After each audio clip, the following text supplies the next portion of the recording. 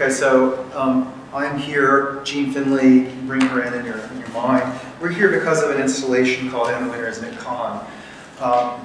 And when I say I in this presentation, you should hear the word we because I tend to take far too much credit, and when I use the word we, you should hear I because I tend to hide behind collectives, thus seeking to avoid accountability.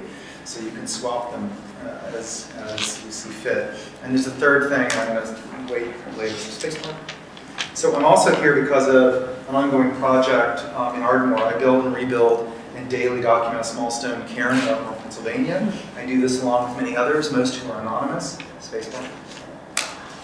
Immutable and immobile sculpture, the cairn looks just enough like art, and it's loved just enough to go on and on. And I mean the word art here to cover the reality of the thing, this little pile of rocks, but also the encounters it orients, whether destructive, appreciative, additive, subtractive, etc. And I could talk more about what this is, spacebar. But the point to be taken from it, and the point that takes us to the DCCA project, is that the cairn is a vernacular, low-stakes, unpreserved, and unpreservable intervention. Spacebar. Jean and I are interested in site and vernacular expression and retention, things that come out, but then secrets that are kept. And so when asked to think about a project, spacebar, for the DCCA, we found this story. As Roadside Memorials Multiply, a second look by Ian Urbina, which was published in 2006.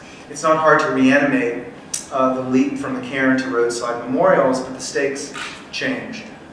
This article details the work of this woman, Mrs. Forrester, to maintain a roadside memorial in the northwest corner of Delaware. And also the effort that Delaware undertook to ban roadside memorials, which immediately became interesting to us, spacebar. So from the low-stakes play of the rebuilding and demolition of the Ardmore cairn to a much higher stakes game of grief and mourning, we're making that move. Roadside memorials are event-rich, they're full of death and violence, and empty as well, because what you see is not what happened. What you see is the trace and remainder of something that's been obliterated, that's nonetheless been marked. What struck us immediately in this relation between the thing that's going on in Ardmore and what was being detailed in that news story is that the stake here, and now I can come back to the presentation about the law and how we imagine the imperfect city to be penetrated by legal constraints, and how those legal constraints are things we both enjoy, we never want to give up, and also therefore the very basis of our freedom and capacity to enjoy, and also our limits. So we're compelled to think about how the state intervenes in this vernacular practice, and that's been keeping us occupied. So hit the spacebar, please. So we did some research. Delaware created a memorial garden at the Smyrna Rest area off Route 13, north of Smyrna, Delaware. Maybe some of you have been there. It's a rest stop, but there's a memorial garden there as well. Once I found information about that, spacebar, I decided to go down. But first I made a phone call to the Community Relations Officer of the Delaware Department of Transportation, Jim Westhoff, and I learned a lot talking to him. I'd gotten all worked up about how it was illegal to build roadside memorials, and was thinking that there was a way to be a good old activist in relation to that. But then talking to Jim, I realized, well, he said, well, you know, if someone complains, we'll take one down. If it's very old, not being taken care of, it's dying a second death, it's marking a second death because it's not being taken care of, then we'll take it down. Or if it's dangerous, because to build anything next to the highways anywhere requires lots of constraints on fabrication materials. They have to be able to break away if they're hit by a car, right? So people have been placing posts in the ground. If they're dangerous, they'll remove them. The irony, is it an irony? I'm not sure. The roadside memorial would be the cause of someone's death. And they're strange attractors. People do look at them. I do, especially recently when I've been out on the roads in Delaware. So they are actually dangerous, but I enjoy it. But should I? I don't know. So at Smyrna, I also, at Smyrna, of course, I was expecting to only see absolutely uniform modules of mourning, like mourning contained in a brick, But of course, everyone who went with this project and wanted to commemorate the loss of a loved one personalized the spacebar, please. Personalized the brick in some way, either through language or through small interventions, flowers, solar-powered lights, lawn decorations, even a peace sign. So, the vernacular is very hard to destroy. It seems to emerge and re-emerge. Nonetheless, spacebar, please. I began to compile in Panoramio and just started this, a collection of photographs of Road 7 memorials, which don't cover any more ground than a little bit of Route 9, a little bit of Route 6, some areas on the backside of Wilmington, in order to see just what's out there, because there's not supposed to be anything out there, and to get a sense of what's falling apart, spacebar, please, and what's, all the different shapes and sizes that these vernacular memorials take, spacebar, please.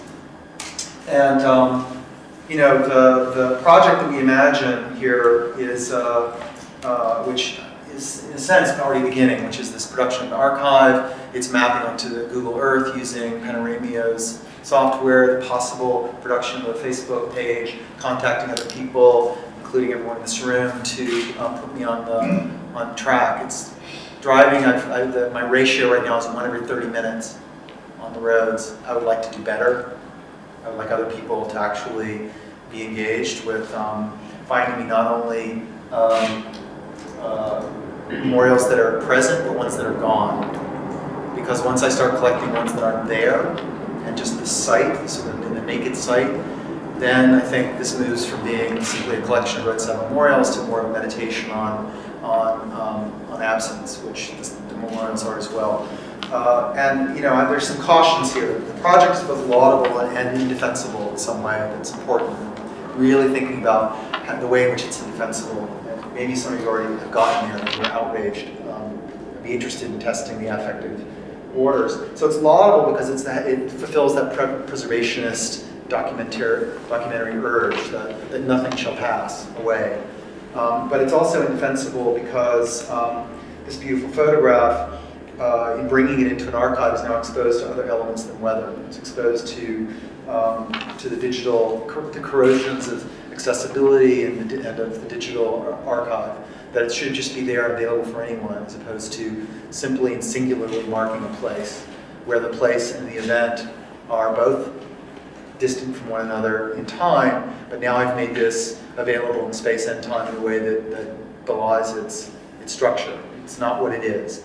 Nonetheless, so I can go back and forth with my ambivalence about this. So I imagine that the project, which is now in this research phase of trying to figure out what is in Delaware that shouldn't be, because the law says that it shouldn't be, nonetheless the laws are ignored by the very people who enforce them.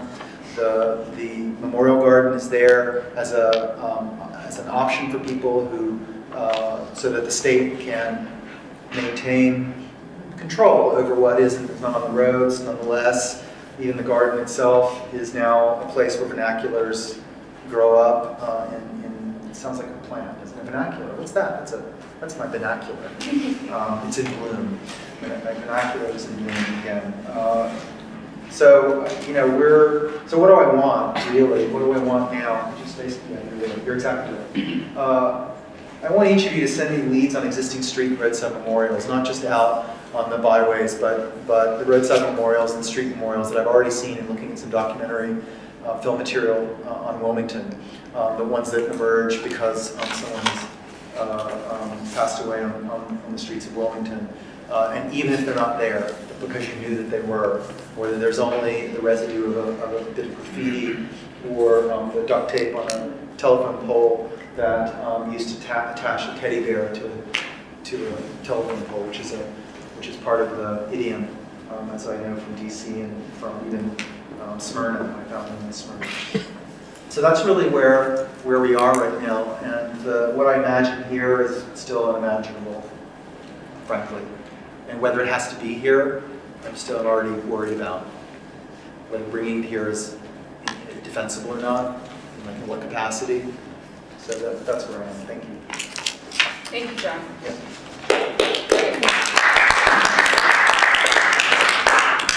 Okay. So the gallery component is a giant map on the wall with photos, like a giant Google map. That's exactly what I don't want to do. That's exactly what you don't want to That's do. exactly what I don't want to do. Okay. I think that one of the things we wanted to do, our initial impulse, was to find this one woman as our gateway drug to say we would like to the memorial that you built, which is no longer there, is to like make the museum kind of what's the zones in airports, which are no country, like that the museum would actually be an extra legal space where what can be outside can only be inside. To bring something that can be outside inside seems really wrong. To bring a photograph of the memorial into the museum and put it on the wall, right. The map, something about that. I'd love for you to talk me out of it, because boy, it would make life easy. Because that would be really easy.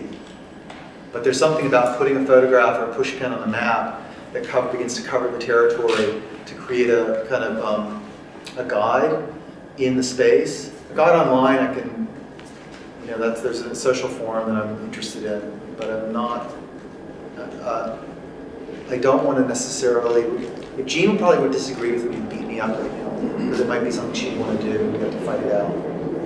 She could be right, but I'm resistant. Any other ideas for a way of enacting the desire to have the proximity? Is it possible that you might have a conversation with Mai then? I would love to have a conversation with Mylan. You make a date, I'm there. It'd be hard as well. Yeah, no, exactly. Yes. Yeah, the Delaware that rest stop is one of Smyrna? Yeah, that's one of our favorite places because it's really one of the nicest rest stops in the state. It's probably one of the nicest rest stops in the world, in fact. I mean, there's a lot of money that went into that, and I didn't know that memorial garden was there. So where is it exactly? It's in the northeast side. You have to walk down towards picnic benches that look like a little decrepit, but then there's an arch. Yeah. And I met the groundskeeper there, and my most lovely moment was spending about an hour there, and no one appeared. Talking to the groundskeeper, who said there is a couple that come every day. In other words, it's animated in some way, in some small ways. And then learning, he pointed and said, well, there's a memorial, a beautiful memorial about 100 yards over there. This is when I was still in the throes of this notion that there were none. And there's this elaborate tableau of a bench and a sculpture of a boy who is holding a little rock that has the word forever on it. And there are embedded rocks around the ground.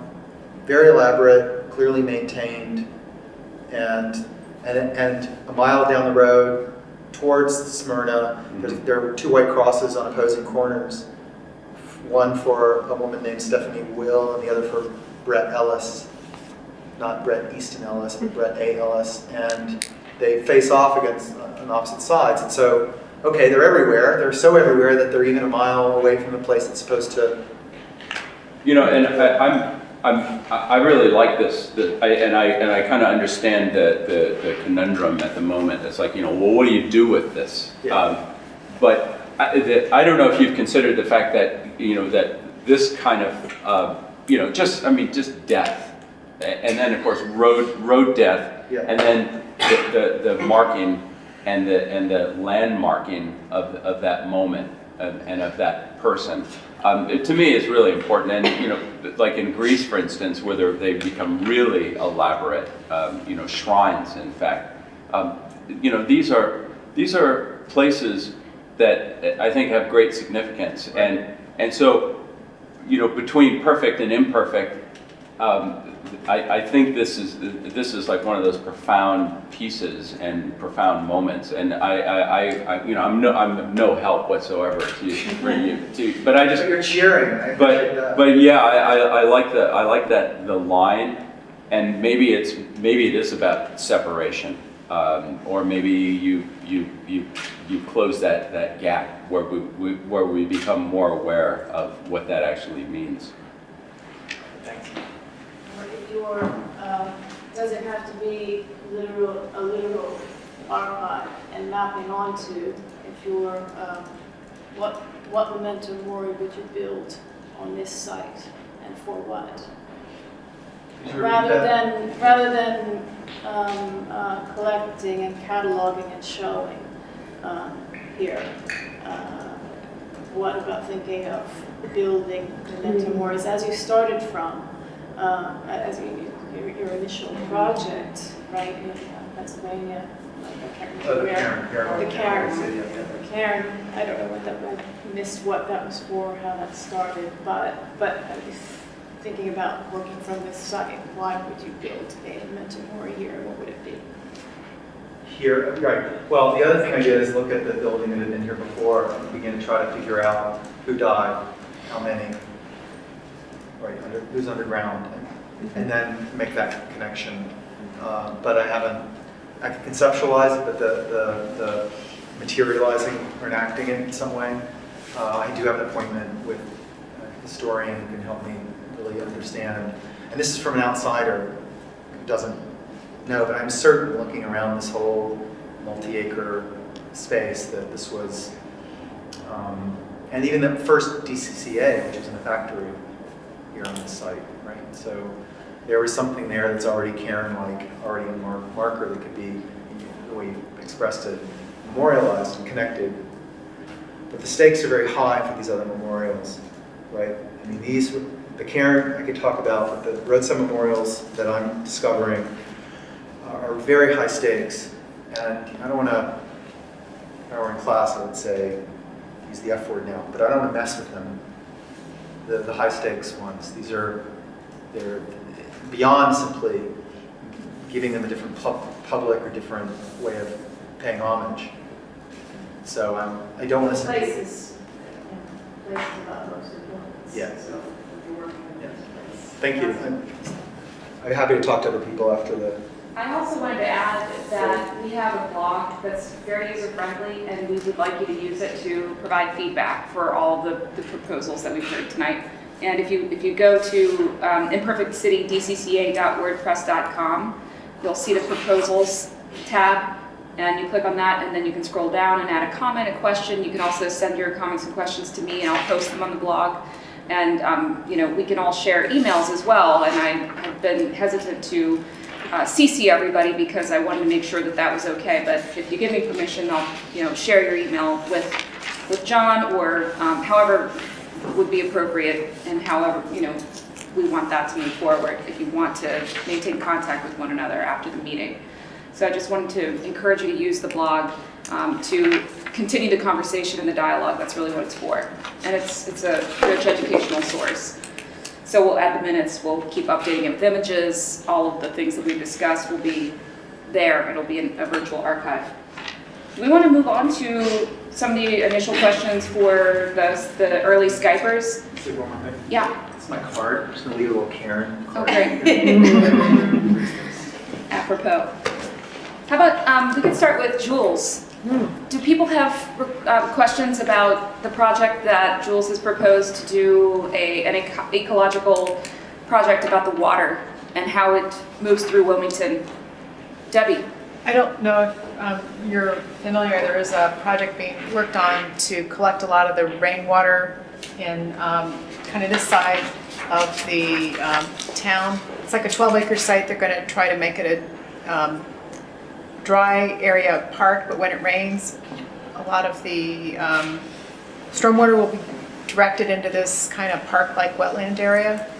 And it's still going through some early stages partnership for the Delaware Estuary, and the city are working on it. And I just know it's generally over in this area, but you might want to check into that and see if that's going to be a resource, because they could probably use some help. I just don't know how far along they are. Right, so Delaware Estuary, I think would be Partnership for the Delaware Estuary. Right. I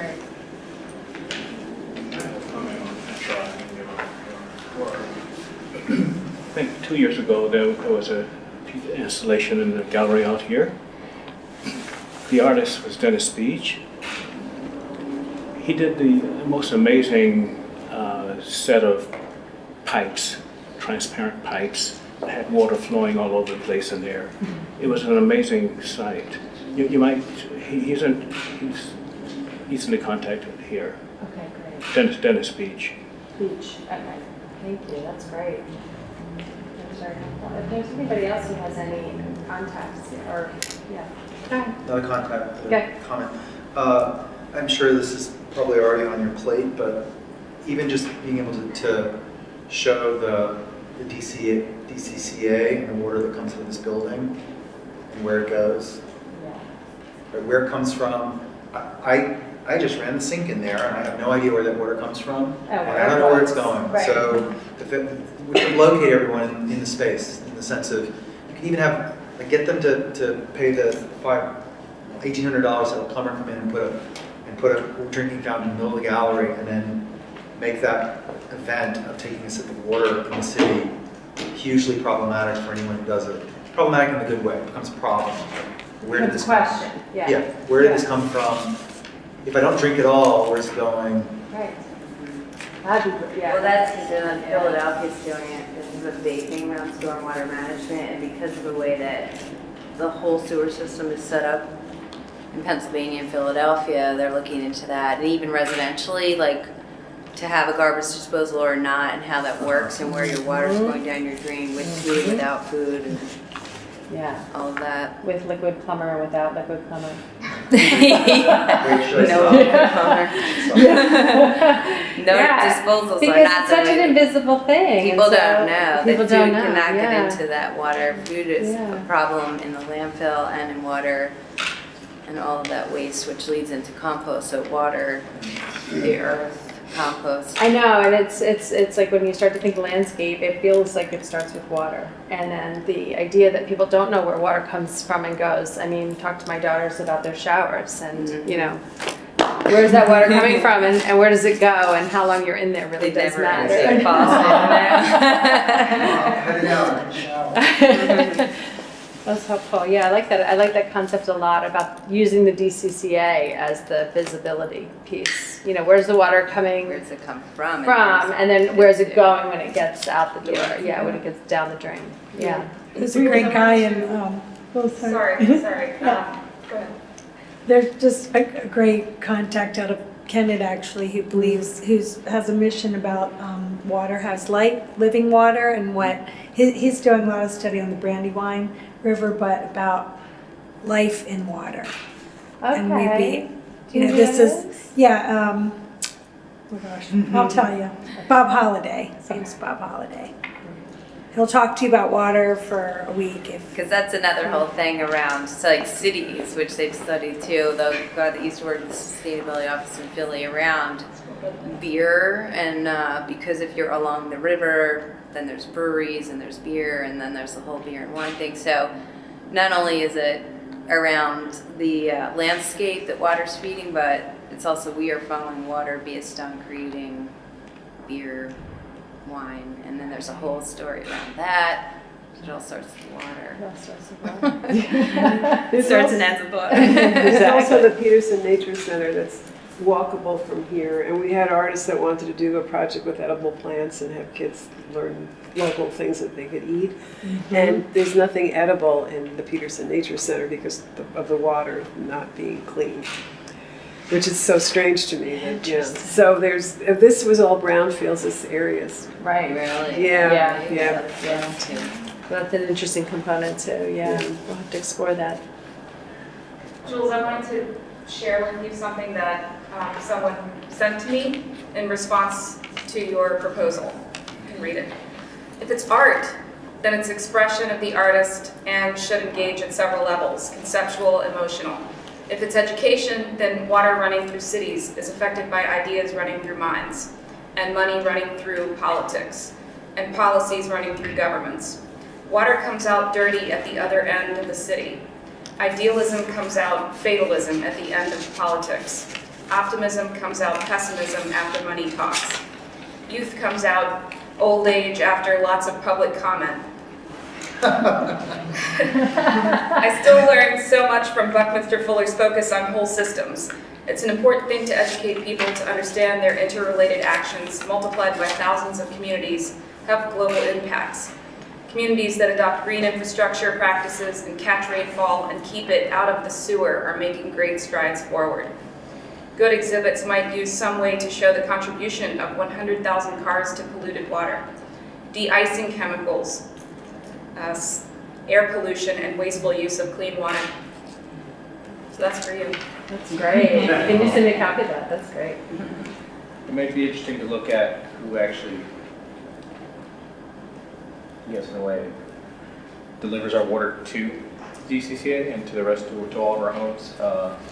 AWK, they're listed on, I think, NASDAQ, American Water Company.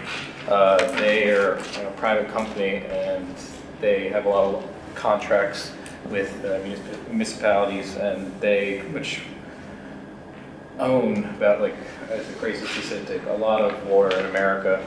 And you look at states, cities, typically it's run by, basically the taxes from the city can pay for the water company, but when you go more rural, it's really dependent on the government to supply the water and to pay this company X amount of dollars. So, yeah, just might be interesting to look at it. If you have a publicly traded like company, like who does China own our water, and what if they want to turn off our water, like, things like that. Well, there's Because it's not really our water. It's a Right. company. Like in Michigan, who was like Coca-Cola or somebody like taking rights to the water to sell it as Aquafina. Like there's a whole thing around like why are we even buying water and who owns it? Right. Exactly. Yeah, I think this topic is so huge. I think it's a matter Let's go of on. scope and trying to figure out what the focus should be and what's the important thing that we want to deal with, and the art versus the education. I think the education piece is actually a little more awareness is just fascinating in really- some ways yeah. because water itself is art Even the in fact, so many right? ways. So You can have a yeah. series of toilets and like when you flush, where is it going? Or how much water are you using to Right. different design toilets or whatnot, or Right. the waterless urinal. So to sum up, Jules, you've got this research component, Yeah. site cleanup and replanting. You've got the video component that will, document the flow of water through the city. You've got interviews with people, asking them about their experience or understanding of where the water goes. And then there's the sculptural element to think about in the gallery. And the question, is certainly an ongoing question. And, we're going to open it up to everybody. In this case, if there is that question of how to make some kind of workshop or educational installation within the gallery, we'd like to meet with you individually. It's still a transparent process and people are more than welcome to attend those meetings. They'll be here. But we'll be contacting you if you've submitted a proposal to bring you in, ask you to come in, and we'll try to provide our insight into the way that we can contextualize the project in the space of the DCCA. Just as a kind of way to help, to provide our professional expertise in whatever capacity and to link you with, people who might be appropriate for the project.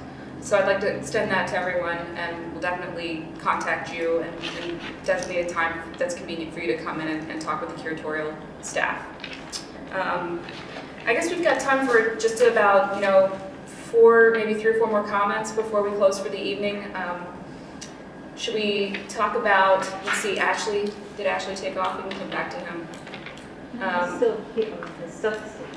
Annette and Donald, your proposal is fascinating. Just looking at the gallery space as the limit of the utopian space, and creating a sign that signifies that end, or at least becomes a kind of catalyst or provocation for the visitor to come in and almost violate this sanctified space or something. And I wonder if, you're open to suggestions for how that could be realized. So if we have this, large wall devoted in Ibrahim to the signage that's, asking people to kind of, interact with it on some level, subtly, subversively,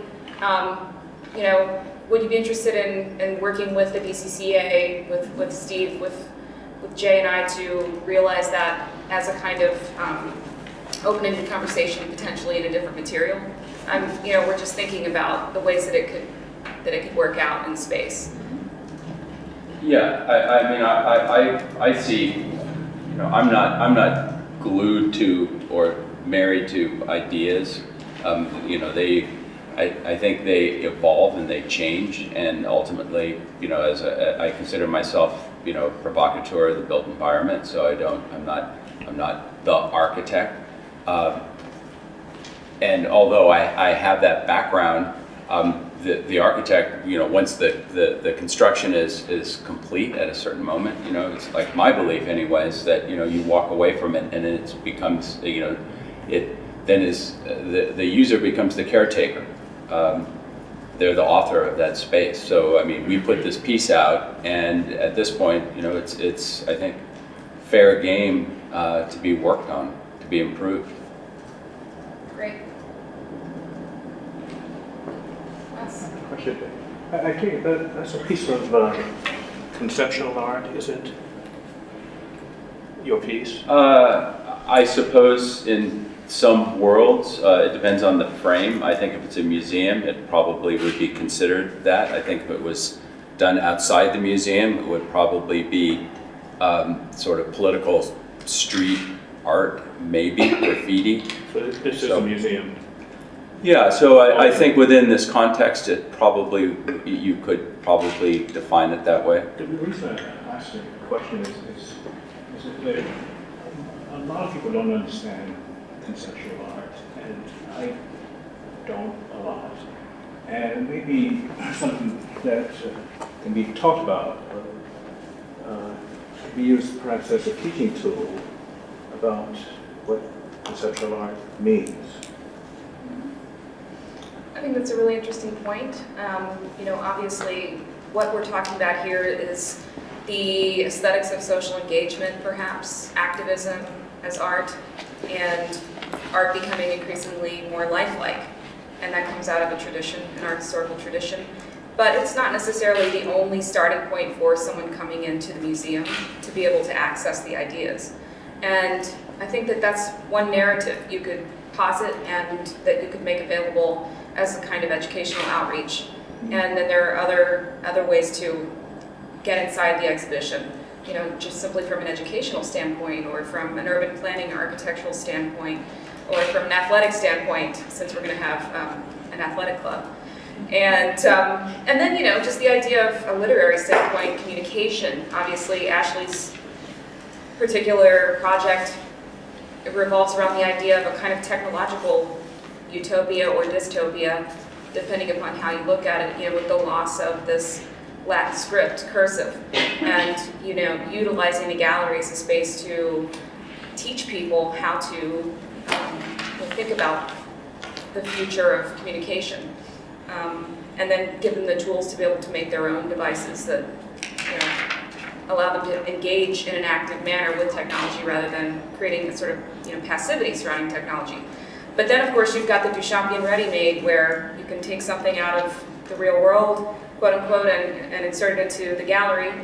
But Tanya Bruguera, the Cuban artist, just said that it's time to put the urinal back on the wall. So, you know, taking that idea of something that was from life and putting it in the gallery as a kind of pristine presentation of a, you know, would-be art object, it almost doesn't apply anymore. We're almost, as institutions, looking out into the world to embrace active, you know, real change. So that's what this exhibition does, and you know, the education staff are trying to grapple with these kind of ever-evolving ideas, all the ideas that we put forward here tonight, which are fantastic and amazing and exciting.